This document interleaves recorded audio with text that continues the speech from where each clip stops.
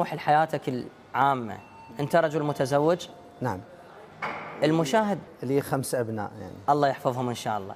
هسه هواي ناس تستغرب أنه شلون الكفيف يتزوج. يعني اليوم أنا مثلا هواي أكو ناس مثلا عنده بنت أو عنده أخت، من يتقدم كفيف ما يتقبل الفكرة. شلون قدرت تقنع هذه الامرأة اللي هي شريكة حياتك وأهلها بأنه لؤي حال حال أي رجل؟ والله قلت لك بداية، قلت لك بالبداية انه احنا ما ينقصنا شيء، فقط يعني حاسة واحدة. رفض مثلا؟ حاسة واحدة.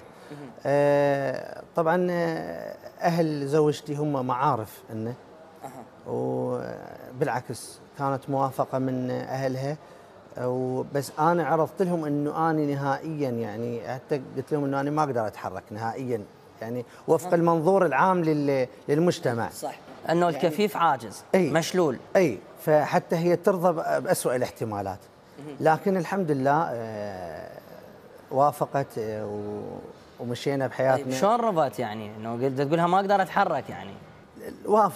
وافقت انه انت عندك سلاح، انت عندك شهادتك سلاح، عندك وظيفتك سلاح، عندك مكانتك الاجتماعيه بين اهلك، بين اقاربك، بين كل الامور. انت فاقد حاسه واحده وتقدر تعوض هاي الحاسه بغير اشياء.